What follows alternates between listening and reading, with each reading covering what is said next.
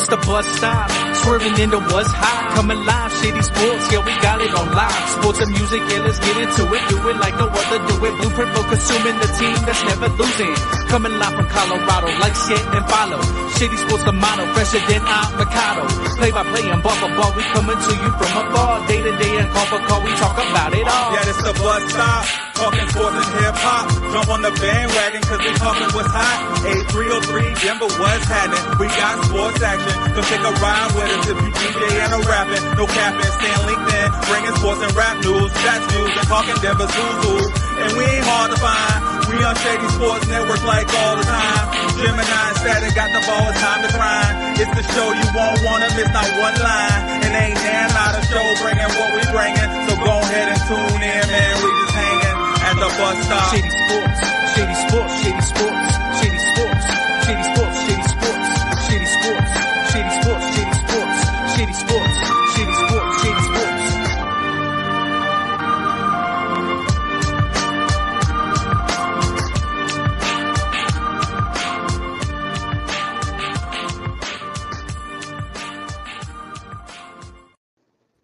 Shady Sports, Shady Sports, Shady Sports, and true bandwagon fashion here over at the bus stop. I try to keep up with what's going on. We try to keep up with what's going on. So we're bringing you basketball as we're switching and transitioning over from football towards the NBA, moving into the basketball season. And with our second episode of Hoop Philosophy, we got Reem and the boys. So I'll go ahead and turn it over to them and get right into it, guys.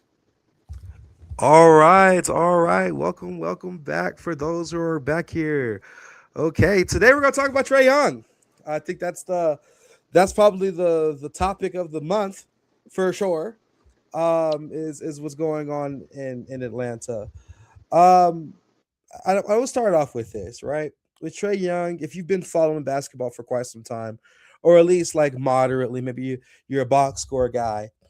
You know, for quite some time, Trae Young and the Hawks have not been awesome. They've been right at 500, like they're like the Steelers of the NBA, if you will, always at 500.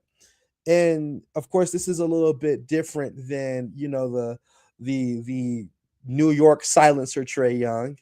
And of course, as we're kind of seeing this officially end here, I want to kind of talk about today, how did we get here?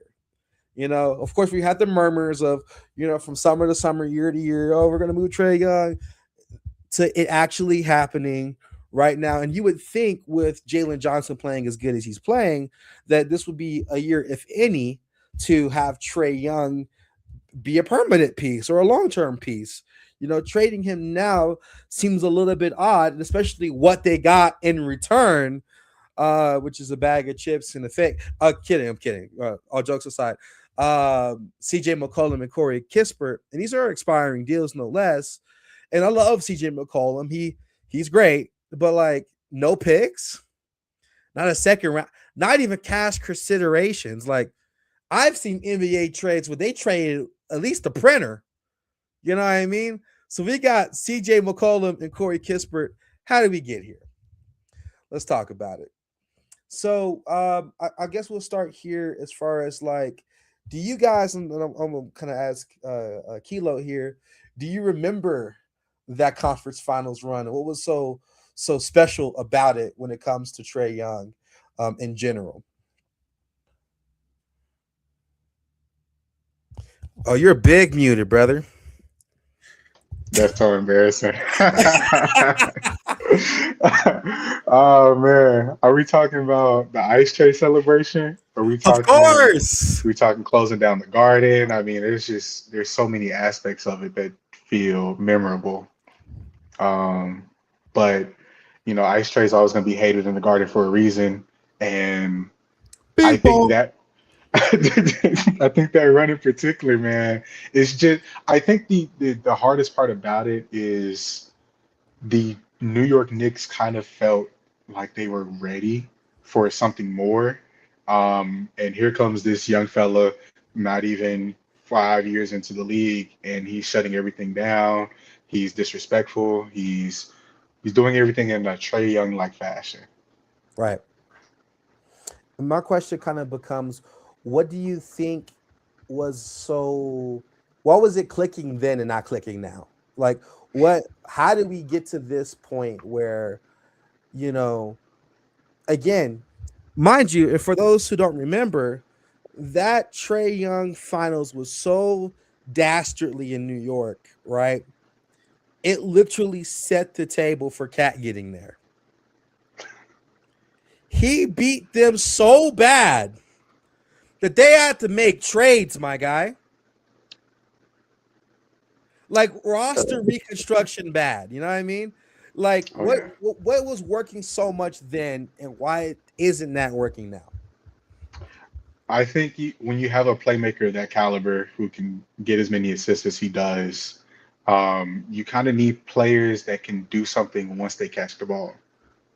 Shooters, rollers, lob threats, things of any variety of that nature. And when you have players who are kind of better with the ball in their hands, you just take away a lot of that value that Trae Young supposedly brings. Okay, what kind of person now really would fit a Trey Young player, like in an efficiency standpoint? Like, what does that look like? I think ideally you're wanting a player that is going to shoot as close to 40% as possible on multiple attempts, close to five preferably. Um, you're going to be looking at a roller, someone that can come up with the ball and kind of help Trae Young set the pace for what they might do in that half court set. Of course, your traditional off-ball movers, people who have that kind of gravity that kind of force the defense to make on-the-fly adjustments.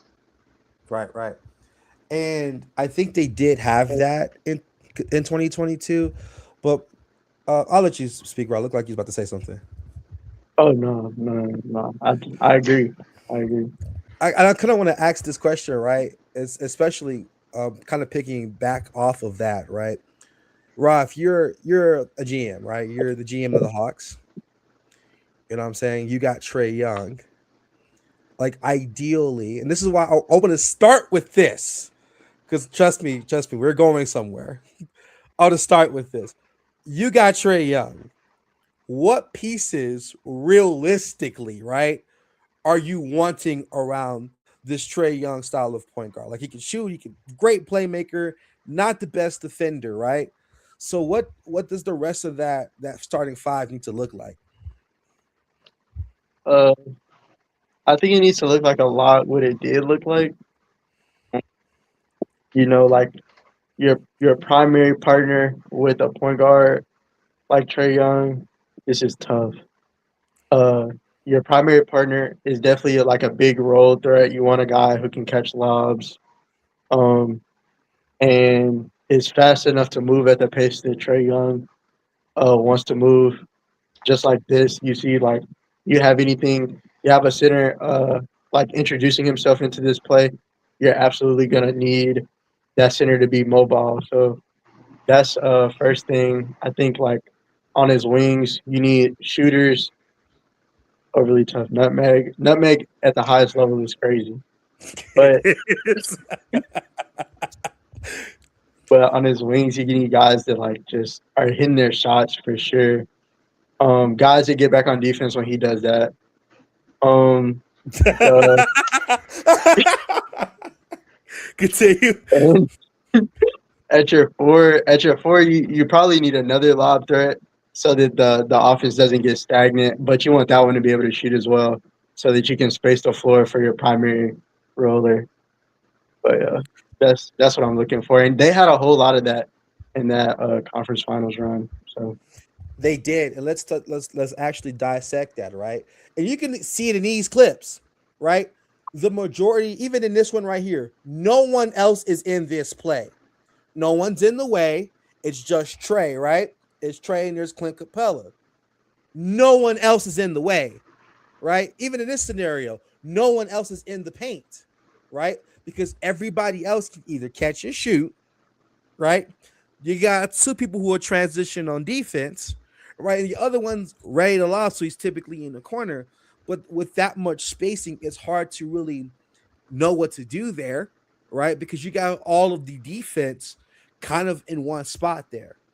And Mhm. now I feel like we've deviated from this. And I'm glad you used these clips because in the majority of these highlights, right, the the floor is not congested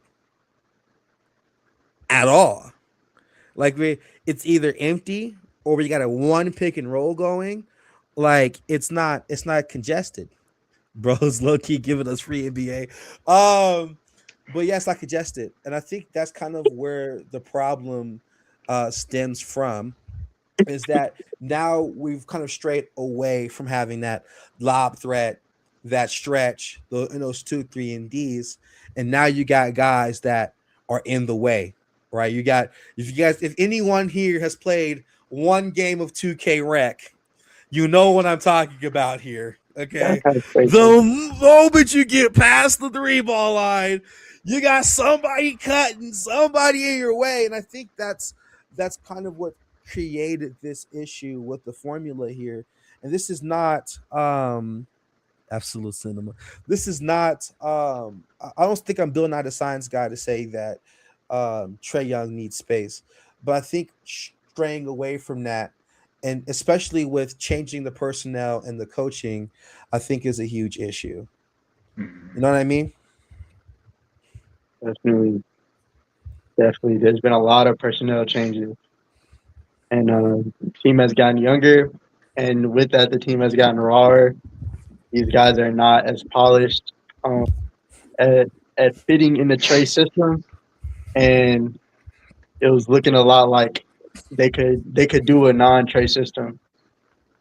So I think when you're dealing with that play shot archetype, because he's not a dunker, like he's not Anthony Edwards, his bag's not that deep. He's like Tyrese Halliburton.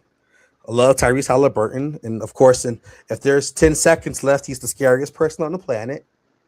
But as far as like we're talking about bag deepness, like don't get me wrong, if we're talking about shooting, bag deep, Trae Young's not it's not Kyrie with the layup. He's not Anthony Edwards, right? He's not doing any of that, right? He's a play shot. And what does a play shot need? Yeah, I want to ask that question. What's the play shot's best friend? A finisher. The answer was paint beast, but that's good too. Uh, But yes, he needs a freaking paint beast, okay? A paint beast. Hello, Bentley. So I think in the scenario of having this formula has proven to work. We've seen it work in the past, but I think with let's talk about the personnel to Ross' point here. Let's talk about that 2023 year, right? We end up getting DeJounte Murray that year, right? Obviously, that didn't work out. Okay, I am new. Oh, got you. Shout out, single digits. Anyways, we're gonna move on. Like I said, so we so we got DeJounte Murray, and I kind of want to challenge you guys. And why didn't DeJounte Murray work next to Trae Young? In my opinion, there's a lot of reasons in particular. We're talking DeJounte coming off a high horse, close to all stardom in terms of numbers. He's ready to integrate himself and show himself he can also be the guy next to someone. The issue is Trae Young didn't need that. Trae Young needed assistance on the defensive end. He needed somebody to pick up moments when he's off the floor. This wasn't an ecosystem for cohesion. This was an ecosystem to further Trae Young, and that just didn't happen the way it should have. The best way I could say it. I agree, and I think when you have players that overlap, right? And Rod, you can speak to this point. My question is this: if I'm Trae Young, I feel like I'm the best scorer, and DeJounte's not off ball. I wish we could roll a clip of him not being on ball because he's not great off ball. Why would I pass it to DeJounte? so, Where's he at? yeah, I'm gonna say this. I'm just curious. Again, not to mention 2K free promo, but again, This is that classic 2K rec scenario. You go down, you're dribbling, you get collapsed on, you pass it out, and Buddy's at half court.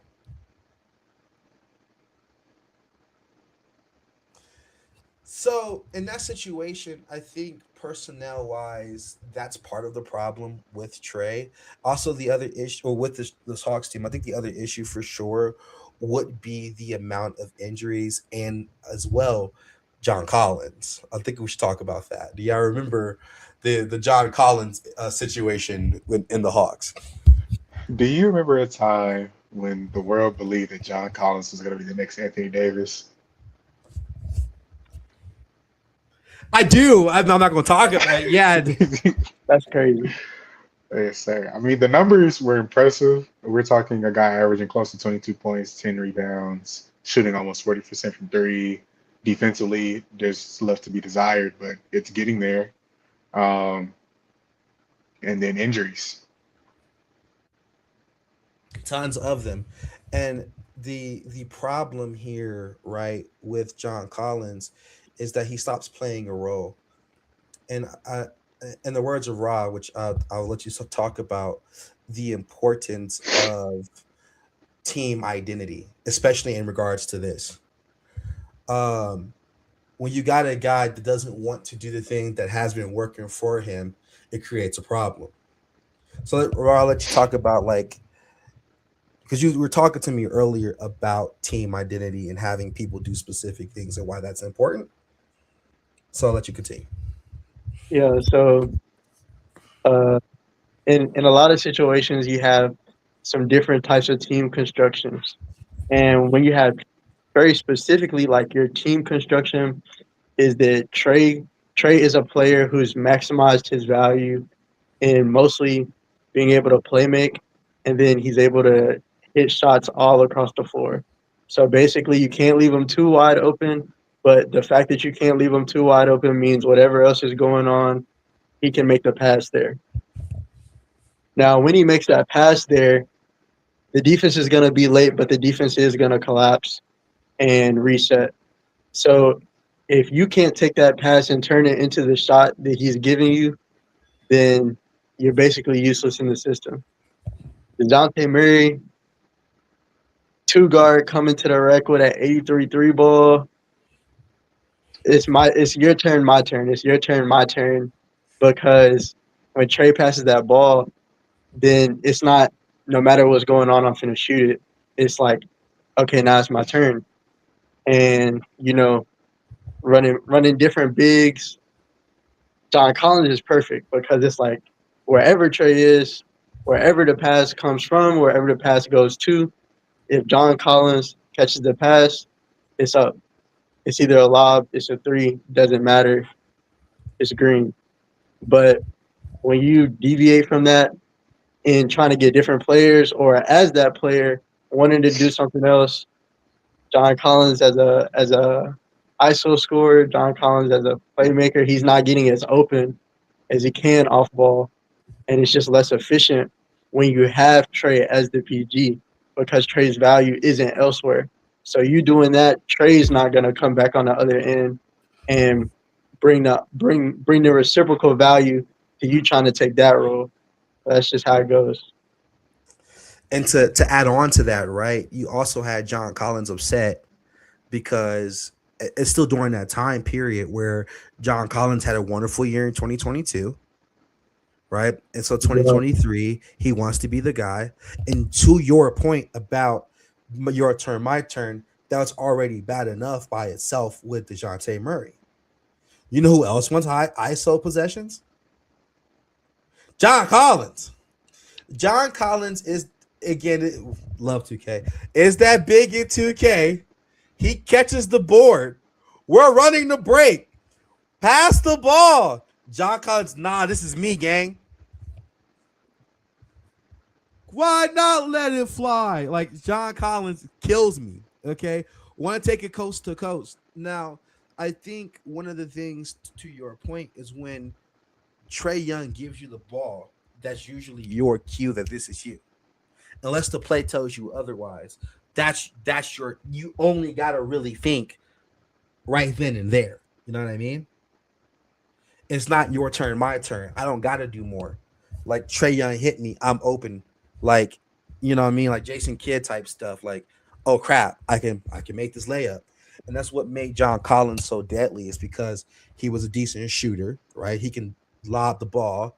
Of course, he wanted paint post touches, but at that point, the issue with John Collins being the four, wanting post touches, what we're going to do with Clint Capella. And furthermore, you know who else they have? Onyeka Okongwu. Is he a shooter? That's it. Yeah, not at that time. Not at all. So now, of course, having duplicates of players is not bad, but you know, we're at this situation where this roster is a little bit funky right now. And you kind of mentioned this, Raw, a little bit earlier about the timing of the Hawks' moves, of being too late or too early. And I was curious to see if you wanted to speak on that again.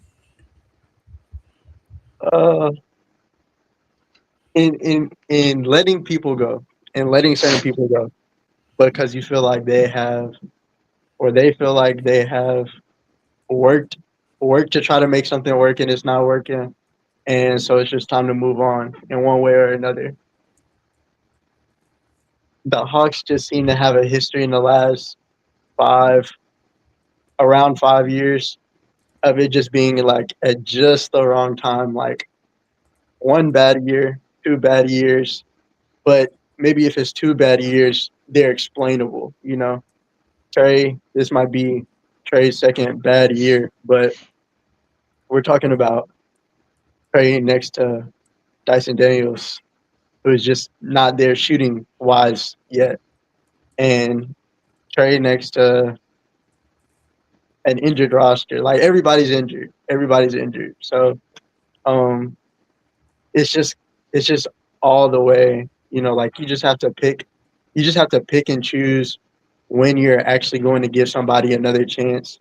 And the criteria of like when they want to do that, it just doesn't seem to work out for them. And that's with everybody. I agree. And like I said, it's just a bad timing ordeal. You know what I mean? I want to ask you guys a question in regards to DeJounte Murray here. Right. And the trades revolving around DeJounte Murray before and after, how do you feel the Hawks managed that situation in terms of a grade? I don't think the Hawks really did great in general on any of these moves, man. Getting Dyson Daniels has to be a B. It has to be at least a B. Now, okay, let's talk about that, right? Dyson Daniels by himself. Does Dyson Daniels fit the? Because we mentioned this earlier, right? Lob threat, 3 and D, Trae. Is Dyson Daniels a lob threat? He's got the all he had to do was develop the three. He could have fit as a wing. Of course, that's gonna take like 2 more years.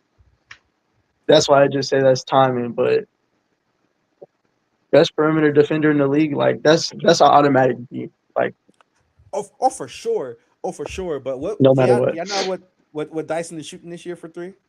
Hey, Unfortunately. hey, hey, For the folks in the back, do y'all know how much Dyson hey. Daniels shooting for three this year? Hands up, don't shoot. I honestly like he's keep like and I say this with love is a little bit of a joke, but he's keeping those Windows companies careers going, bro.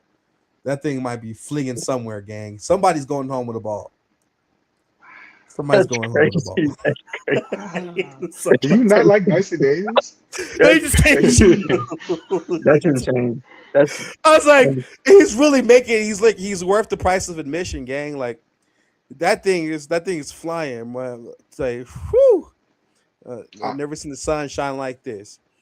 I'm with Raw on the acquisition of Dyson Daniels. It is close to a B plus, in my opinion. Has to be. Has to be.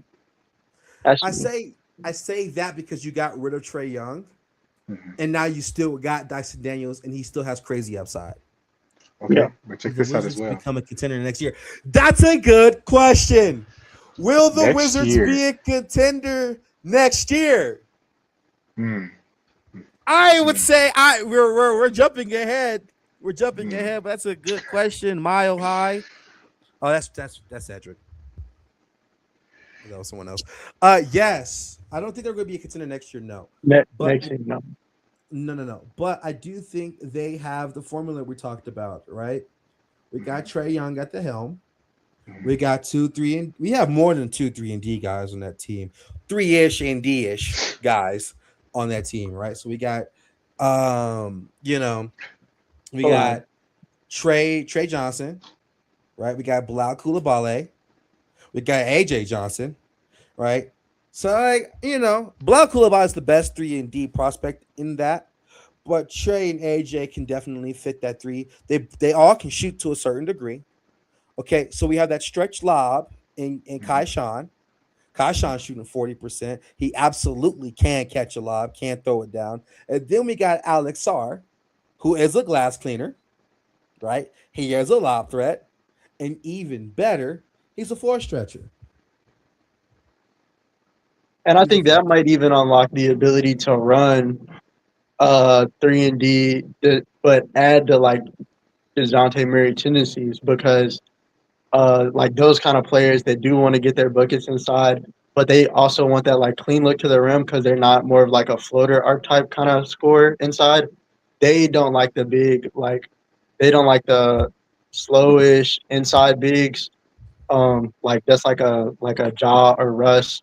Like it might get them the space at the top of the key for the screen, but like paint's clogged if the big is sitting. No, I agree. I agree. But all those guys have the ability to keep that floor spaced, keep it clean, For right? sure. And so then that's kind of answering the question of the big question that we asked earlier. Why the Wizards? Well, it kind of makes sense. But my question for you guys is: do you think they'll develop in time with Trey? That's my question.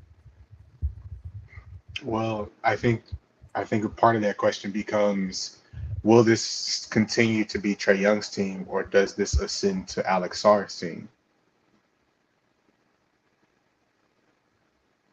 Nah, That's a good question. nah. I That's a think good I question. think Sarr has the talent, man. He's That's averaging a 17 points. Hey, we all start somewhere. He could blossom. he's had an up trajectory from here, and I think right. Follow me here. We saw what Trey Young made John Collins. But it was not John Collins' team though. Like, are we looking at Alex R post touches? Listen, listen, listen, listen. I'm not saying I'm not saying that Alex Sarr is going to take them to the promised land. I don't know. We don't know what the future holds. That man is still developing. He's he's got a far way to go before he hits his prime. But we're looking at a prime of Trae Young right now, and the most it's gotten is the Eastern Conference Finals at coming on to the age of 27. I just I think looking towards Alex Sarr as the future would be better for the Wizards long term. But I still stand on my point that Trey Young is going to make Alex R better. And to Cedric's point earlier today, we were talking in the chat, and he was like, "Oh, Trey Young's knock off Steph Curry."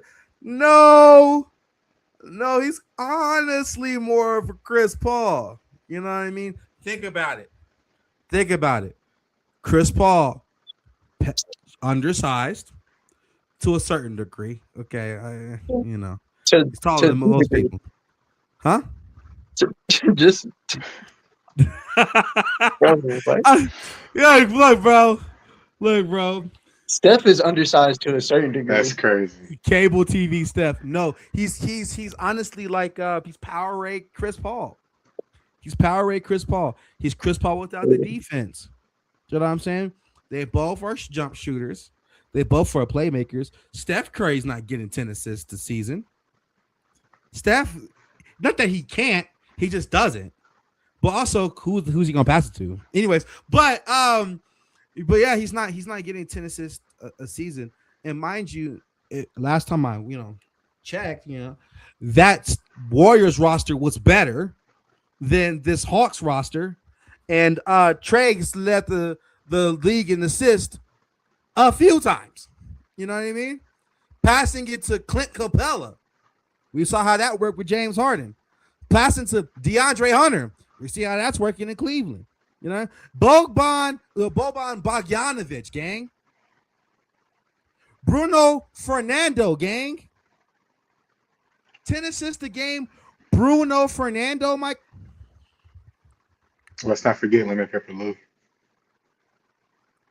Gallinari. 40% shooter. 40% from three. 40% from three. So, but he has to have that playmaking mindset to make that work. You know what I'm saying? No BS. Like, all respects to Steph Curry, he's not playmaking like that. However, again, who has done that? Chris Paul. I remember that nasty Thunder team he was on when before Shea, actually grew. Back when Shea was like 150 pounds. Back when Lou Dort was new. Okay, but we have Pokasevsky. Okay, I remember that. Remember Theo Maladone? Diamond Pokasevsky.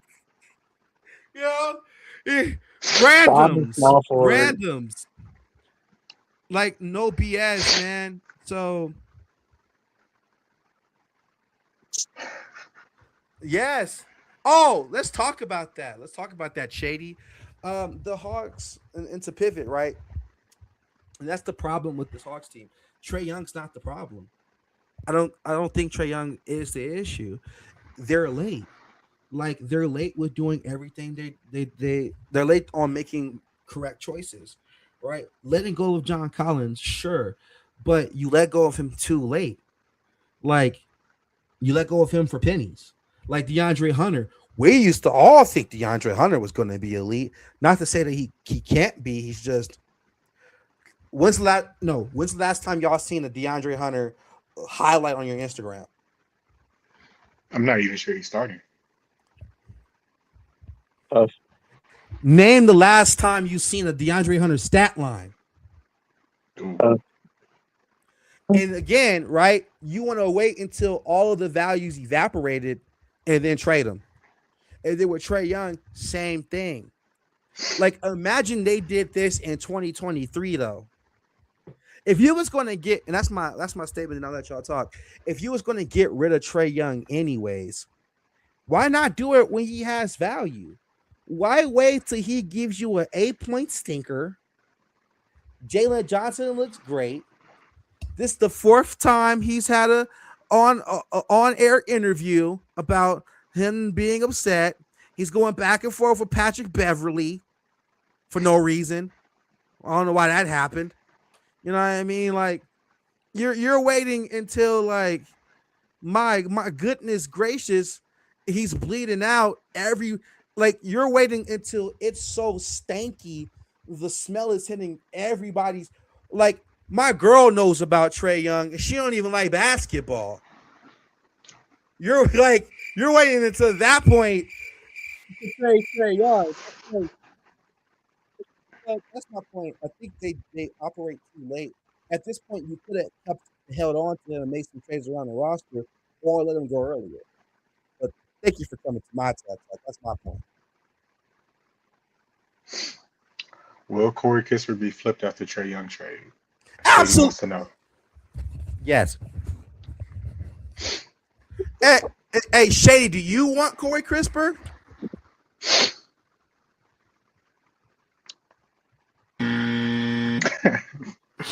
In all seriousness, in my opinion, I think between the CJ and Corey aspect of this trade, the Hawks stand to gain more by keeping Kispert at this time.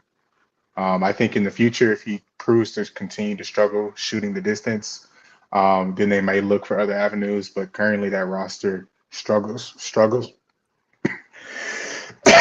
Sorry. Currently, that roster struggles from three, and Corey is an immediate impact to that regard. Yeah, I can't see that with like just getting the team to be able to run their sets in game. Having Pittsburgh out there will allow like no congestion versus like Hmm. having McCollum. You're gonna ask him to run the set. Hmm. I just think while we're in an apron heavy situation, because that's why you traded Trae away, Corey Kisper's making 13 million. Like you're gonna want a better option for double digit million. Now, if Corey Kisper's making 7 million, sure, absolutely. If he had a Tyus Jones on a Grizzlies contract, sure. Hmm. But like we're getting near mid-level exception territory. And I think at this point, with the roster as it currently constructed, I personally don't think that it's constructed well enough to win a chip at this point. And they're going to make some moves. And Corey Kisper absolutely will be a part of the Atlanta Hawks poo-poo platter. They're going to Okay. throw him on there. He's going to be the Dalton Connect of Hmm. the Hawks, Uh, you know? Yikes. And he's going 13 to into a Giannis trade. 13 mil into a Giannis trade. absolutely they're going to use him for cap availability. You'd be goofy, no, for real. If Giannis says, I want to go to the Hawks, you're keeping Corey Kisper? Yeah, I think in all reality, if a big name becomes available and their destination preference is Atlanta, Corey is going to be the first on the chopping block. But I don't think with the forward facing moves that they'll be making, it'll be to keep themselves young first and foremost, and Corey fits that at this time. My question for y'all is, do y'all currently I already told you my opinion on this. Do y'all currently think the Hawks is playoff caliber team, like actually going to make like and I even lower the expectations and say play in ready? If not, what do you think they need to do to really fill out the rest of this roster? Because obviously, yes, I know Jalen Johnson can get you 10 assists a game. Or not 10 assists a game. He can get you 10 assists in a game, but he's not Trae Young. So He's they're getting going you to. 8 though. Do you think Jalen Johnson's playmaking is enough? To win a playing game. Sure, yeah, for sure. Realistically speaking, what do you think the ceiling of this Hawks team is As in current construction, right now? I think the league is on notice. I think it is going to be a scary couple of seasons because they better pray to the gods Almighty that San Antonio doesn't turn that pick into a lottery because that's where it's going to end up. Uh, uh, and to that point, I think playing is at their highest hope at this current time. Though Jalen Johnson has been great, and I think he will continue to be as much, they have a lot of issues surrounding that in order to sustain that long term. I mean, we're hoping Nikhil Alexander Walker is going to take him to the promised land, or were you hoping Rishache was? Let's talk about Rasashe. And this is my soapbox moment about Rasashe. I don't think they are correctly developing this player. Okay. Obviously, there's a giant hole when you don't have 2022, 2023, heck, even 2024 DeAndre Hunter, right? He was a very decent player. Could get you 40% from three, could play you some nasty ish defense, right? Immediately getting Rashache, moving off DeAndre Hunter, and then making Rashache DeAndre Hunter is nasty work to you. What? You're It is nasty. making your number one pick a role player? That is nasty. Like that's not sexy, man. That's not hot. So, and I think that's honestly curving his potential because you draft Versace for upside, and to Rod's point, how do you feel about them in not drafting Sar? Let's talk about that. Man, we see what Trae wanted. We Facts. see what Trae wanted. And I think the point guard might know what kind of big he wants to play with. We see what Trae wanted. Versace, like he's got a ways to go. That archetype always has a ways to go. When you're like 6'8" to 6'10", to where you're not really a true center, you can't just get it because you're tall. But then you're not the most athletic guy. You can't just get it because you're the fastest guy, the highest jumper. You're coming in. Your jump shot still needs some work. You're not a 40% shooter off your first season. Like you have everything in the 70s category, and it's just going to take some years for that to develop. The way that they're running it, it's like like we've seen last year. Dyson Daniels running a lot of PG, where like he was getting his floater right, and then they said over the summer he was working on his midi. Like whatever they end up choosing to do will determine a lot for him. It's just one of those archetypes where it is hard to say because he's literally league average everything. Like he projects league average everything, league average height, league average weight, league average speed. So whatever niche he decides to carve for himself, like it's no one to say what he needs to do at this very moment. I do agree. He's like that jack of all trades build. He's that EV of NBA players. Like he can really be anything he wants. Don't look like that. That was a good analogy. Stop hating. But he can really do anything. But you're right. Like he doesn't. He's not VJ Edgecombe above the rim. You know what I mean? Like he's not Con Knipple from the three. You know what I mean? He's not locked down. He's just cool. Like I'm not mad at it. Like you feel me? Like he's like White Castle. McDonald's is it's all right. He can That's crazy, gang. That's crazy, dude. he's cool. He's cool, bro. You said He's White your Castle? Toyota, your Nissan, bro. He's like it's an Ultima, bro. That's crazy, gang. I'm not eating that White Castle. I don't know. Bro's a nice car. Like Ultima, you feel me? You got the touchscreen. Yeah. But back to your point, it's developmentally though. He could have been better. He should be better. But there shouldn't mind you, Jalen Johnson's also 6'8". But he got that dog in him. Like if you did an X-ray on Jalen Johnson, you will see the face of a pug. Like he got that dog in him. Mm-hmm. But Rashawn is like that first stretch. Mm-hmm. Woo. Cause and I wanna take this time to pick on Rod here. We had that in an NBA draft league, fantasy league. And this man had Versace on his roster. Rough times last year. Rough times. Bro was averaging 6 fantasy points in the NBA, gang. Rough times. Oh, gang. I just thought the whole team was so clear. Like, let them cook. I didn't have. No, he wasn't. There was nothing in that pot, gang. And that's kind of to wrap it back around, right? And that's where I'm confused about the future of this Hawks team.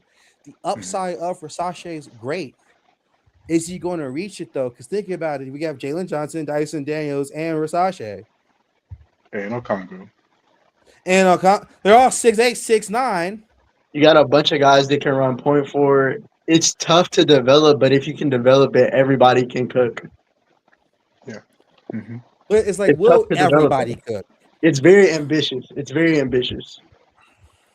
is. I mean, now's the time to be it. I mean, if they, let's say hypothetically speaking, they decided to figure it all out next year, what do they have to worry about on the top end of things? OKC, the Spurs.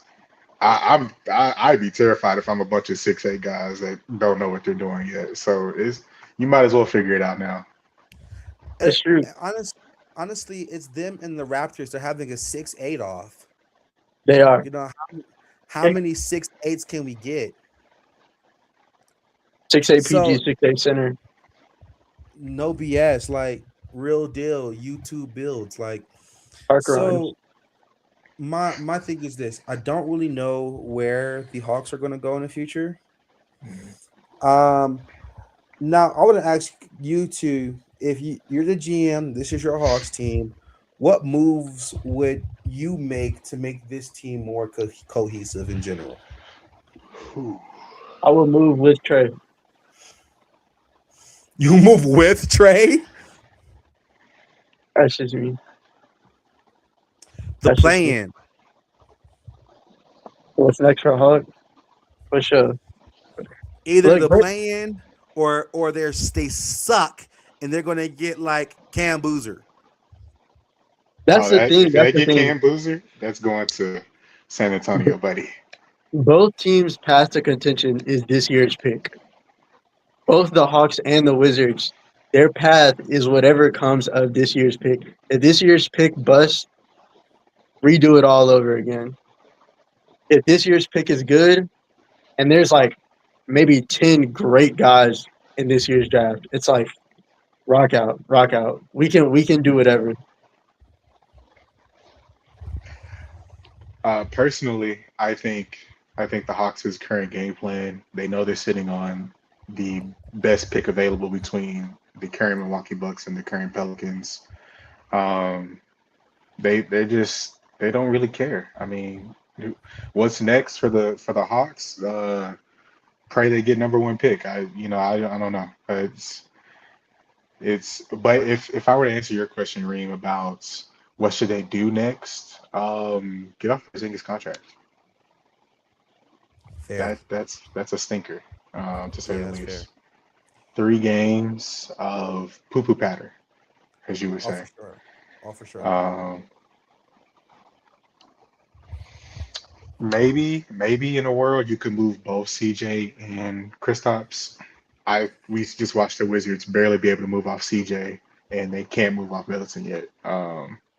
I don't see a world where that's happening. Maybe Dame and CJ wants to be reunited back in Portland again. Who knows? For Ja. Ah, For Ja. Lord Give him knows. Ja. Ja to the Hawks. You don't want to Porzingis put and John in McCollum for Ja. Atlanta. Or for He's already bad Jaren. enough in Memphis. Or for Jaren. John in Come on now. Atlanta. Come on now. Come on now. Jaren would be nice. 5 guys on the court that can average 5 boards. Against Jokic, it's a wrap. Look, Well. gang. I got one time to match them against the Joker. Bro, the Joker's going to have 30 boards that game, gang. 30 boards, bro. They're not going to. No, sir. No, sir. But Lord knows I'll take him over Deion. I'm sorry. Not to be a hater, but to be a hater. I'll still take him over Aiden. I'll take both CJ and Kristaps Porzingis over Aiden right now. Unprovoked See what I got on hating. today? Right See what I got on now. today? I mean, Right Unprovoked now. you see what I got on Get him today? out of here. Sorry. Unprovoked. You Unprovoked. saw LeBron was looking at him on the bench. Oh my god. Unprovoked hating. Anyways, but yeah, so that's just where I'm at with the Hawks. I don't know really where. I think, in my opinion, they definitely lost this trade. They definitely lost this trade. Like going back to, you had an opportunity to get Luka. Like this is Hall of Fame bag sale work. We go from Luka Doncic to Trae Young to Corey Kispert and not Portland CJ. Hawks. Like right now, CJ.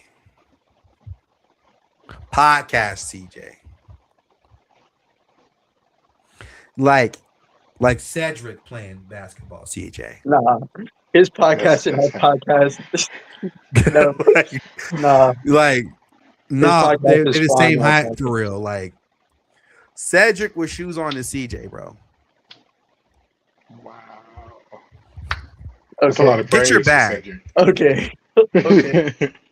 I'm not Get your running threes. bag. I'm not running threes with you two. I'm not running threes with you two. I'm Not kidding. doing it.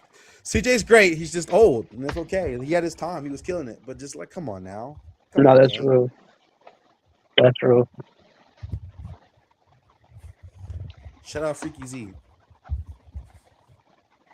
I think a question I want to ask you, Reem, what what would it take for the Atlanta Hawks to rectify the wrongs that they've made with the Trae Young era? In what regard? Trying to win or like? Just to get back to where they were in terms of contention status, being able to make the Eastern Conference Finals, being able to um, kind of no longer feel like pretenders. Okay, so look.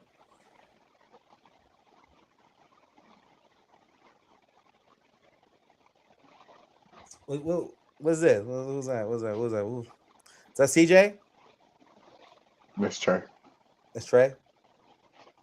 But anyways, you kind of don't grow Trae on trees. You know what I mean? So that's a huge hit. You don't get a player like what we just saw. Like you don't get him next like tomorrow. Like you can hope Caden Boozer can do that for you, maybe. You know what I mean? I think you have a solid start with Dyson Daniels. I think, of course, Nikhil Alexander Walker is great. I don't. I think he is a starter caliber point guard. However, I don't know if you want him to start on your team. I think if you have him on your bench, you feel really good about it. Yeah. You feel really good about it. But if he absolutely can start, he is good. He's good. But if he's on your bench, you feel like that man. But so with Dyson Daniels, that's decent. Honestly, this team's future is really hinging upon Rasashe, in my opinion. Jalen Johnson is going to get better. It doesn't matter if Jalen Johnson is an 88 overall or a 95 overall. That team is still going to be hinging upon Rasashe because Jalen Johnson can't do it by himself. Mhm. Also, they're going to need we got to figure out what we're going to do with Okongu. We got to do something. Like, we got to pray, make a dua. Like, we got to do something like figure him out. If we don't love him, move him and get a center. But they got pieces to get pieces. It's just not pieced together. And so it really depends upon how they're going to piece it together. But as it stands, nah, son. Mhm. And that brings up a great point that I want to ask you, Rob. Um, in terms of what's available to your knowledge between the draft, between off-season acquisitions, what truly looks like the next best thing that Trae Young 2.0 or the step up that Rashawn needs? Like what additional players can the add? Can the Hawks add Hmm. Hmm. to support him? Hmm. Man,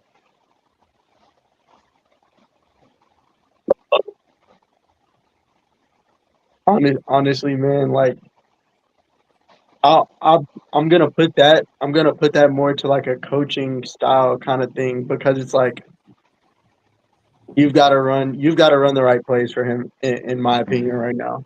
Hmm.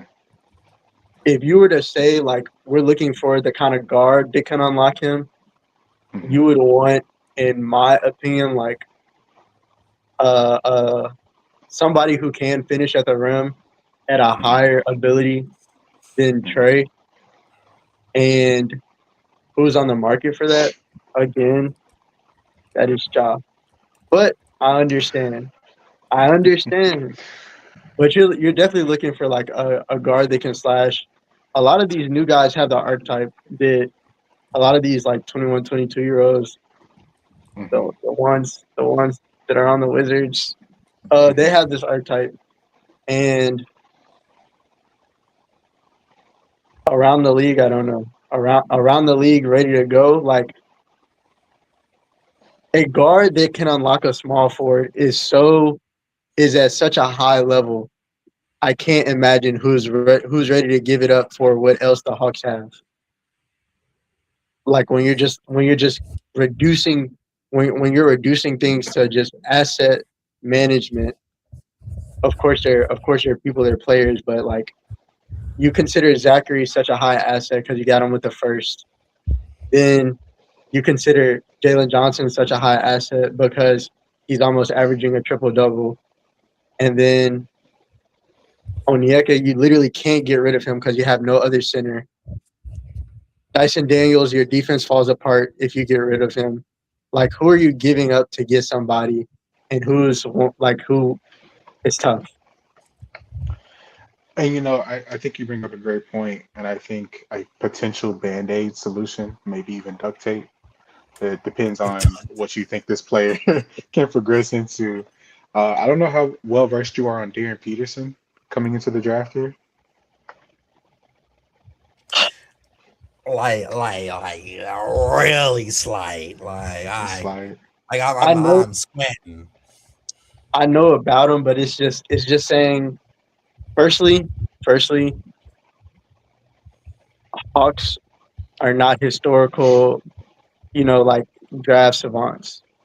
No, but So I'm not. they could. I don't want. I don't want to say leave it to the Hawks to pick the guy to fix the team with Mhm, whatever pick they get. I just don't want to mhm, say that. right. If they could get him, that's a great idea. I see that. I see that vision. I see that vision for Okay. sure. And I just think, go ahead, Reem.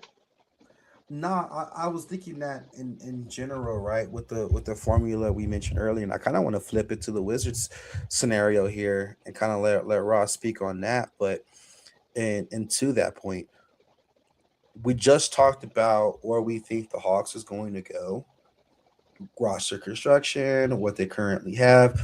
I briefly touched on the Wizards earlier, but genuinely speaking, where do we think the Wizards is going to go at this point? And kind of talking about this the personnel that Trae Young needs, does it fit that? Will it find him success in time? What does this really look like trajectory wise for the Wizards? Um, you guys ever, you guys ever play with puzzles as a kid, where Yeah. you got all your pieces together, you're trying to figure out, oh, does this corner piece fit here? That's what it feels like the Wizards are looking at right now. They're looking at a lot of big chunks that looks like it really fits really well together, but nothing's connecting yet. I think they're missing those glue guys. I agree. Right. And for those who are not quite caught up, with the formula that works with Trey bleeding and play shot, having two 3-and-D guys and two lob threats. Obviously, this formula works. We've seen it work with many point guards in history, like for example the Pistons. You know what I'm saying? You look at the current Pistons. It's working for them to a certain degree, right? You got Jalen Duren and Isaiah Stewart, right? And then you got some 3-AD guys. Then you use Halliburton, for example. He just ran to the finals with the same situation where we had a Mhm. lob threat, paint protector. We had a stretcher that can also catch and Obi, shoot. Obi We Toppin, had Lob we had Stretch. Obi Toppin. Then we had some 3-and-D guys. I'm not gonna lie, like even Benedict Mather stepped it up on defense that run, right? Hmm. That's what made the difference for them. And you can see this historically. Even the '04 Pistons, that roster was not amazing, but if you think about it, Chauncey Billups, play shot, Ben Wallace, lob threat, Rashid, lob threat, whistle space. Then we got Rip Hamilton, 3-and-D. Like, you know what I mean? Tayshaun Prince, 3-and-D. We've seen this work. Isaiah Thomas, original Isaiah Thomas. Same ordeal. Bill Laimbeer, Joe Dumars. It's like this formula works. When you have play shot, point guards, right, they're not jumping out the gym, they're not going above the rim. If you give them two lob threats and two 3-and-D guys, it works. We know this works, and that's kind of why I truly do believe it's on the Hawks as to why the success wasn't here, because this is a formula we've seen work time and time and time again. You know what I mean? Even And Trey Luca, Young, even Luca with his Mavs run. facts, facts, agree. But actually, maybe like 3 out of 4 of the past finals appearances have been like this. Hmm. At least one team in each of them have been like that. Hmm. And that's my point, right? This is a tried and true formula that works, right? So yes, on paper it does look like why the Wizards. Yuck. Have you seen them? I get it. We had CJ and Middleton there. Q outstanding by the Gap Band. You know what I mean? Like, oh my god, like Celtic Shaq. We've seen it. But now I think Unprovoked. but now I think the Trey Young fit on the Wizards makes more sense because it's fitting into that formula. Does that make sense? Hmm. So with that being stated, do y'all think, like, I know you said there's pieces. Do you think the pieces have potential to fit it? Do you feel like Trey Young's very far off? Like, realistically, do you think this team is going to be a contender? If so, when? I think we're looking at a timeline potentially as soon as 5 years from now. And I think that's being very modest. It could be a lot sooner. I think it could be as early as 3. Hmm. I agree. I don't think this is a crazy trade. I do think it could be as early as 3. If they get like Cam Boozer or AJ, Yeah. Yeah. Yeah. so I don't think the landing spot's crazy. I do think it's absolutely on the Hawks as to why Trey Young was not successful, and as to why this trade ended up happening, and thus why they end up losing this trade. Now, is it over for the Hawks? No, but I do think this makes sense. My question now becomes: this is my last question for tonight. Do you guys think Trey Young will still be as impactful now, and by the time this team is developed for what he needs them to do? Will he be ready for that development, or will it be too late? I definitely don't think it'll be too late. Um, he's not even 30 yet. We're seeing guards push it into their 30s, where guys who were once averaging 30 and 10 are still giving you like 22 and 8. So I definitely think that him being that 25 and 10 guy that we expect, like in a good situation, can definitely be like starting guard, maybe third or fourth option on a championship team, even when he's in his 30s. So I wouldn't be worried about the timeline. To your point about like the accountability of the organization, like these players are making millions of dollars, so it's easy to say like, oh, you should know this and this and this. But there's also like guys in the organization who they're not making millions of dollars, but they are getting paid to specifically know how to develop these guys, how to take care of these guys, and praise coming in. Like, I mean, we remember being 19, 20, 21. Like the mindset, you're a man, but you're not a man. Like it's not you're not at your fullness of maturity. Even into 25 or whatever, you're not into the fullness of your maturity. So it's like I see a lot of that as also the organization working towards building the team cultures for the Hawks and the Wizards as like a big, big thing. We're seeing so many teams where it's like the failure, you can't really say it's anything but the culture. The loss of the culture is just so huge. Hmm. My Grizz are suffering. Always suffering. Our Grizz. Oof. Yeah, Oof. I mean, I think you bring up a great point. Honestly, I think another way to put it Trae Young currently is averaging what, 19 and 8 or 7, close to that metric. Last year he averaged 24 and 10. I think even if we get a percentage of last year's numbers, maybe closer in between that of 22, 21, and 6 to 8, I think it's going to be more impactful because of what's surrounded by him rather than what we see today on the Hawks. I agree, and I think that's probably one of the more underrated points is understanding the environment of what's happening. It's also the culture of what's happening. Because again, these teams, in order to get a Trae Young, you're not great. In order to get a Jalen Johnson, you're also not great. You know what I mean? So in order to get Alex R, you're not great. So at this point, there's a lot of factors playing a role in what could happen. But I just wanted to shed the light on how we got here and where we all collectively think they're going to go from here. But that's all I got for you guys today. We appreciate you guys coming out and watching us tonight. And I'll let Cedric come back on and watch us, and not watch us, and talk us out here, man. I was gonna let you do the outro. Nah, good show, guys. That was fun. I was talking to my sister-in-law about that trade, so I know that's a crazy move. I feel like the NBA always finds a way to make sure they're in headline news when you least expect it with something wild and crazy like this. Good show, guys. That was fun. Thank you guys for joining tonight. Thank you guys for watching us tonight. Those of you that chimed in, you can catch Hoop Philosophy here on Shady Sports Network, along with other sports news, updates, and whatnot around the sports world. Without further ado, you guys got anything? That's everything you guys got? That's everything for tonight. We got some more.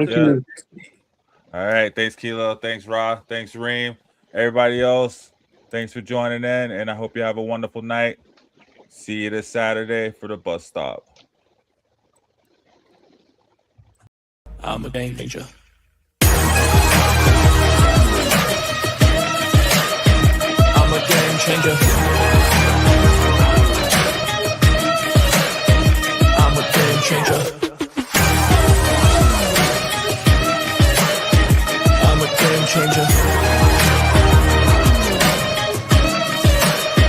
I'm a game changer.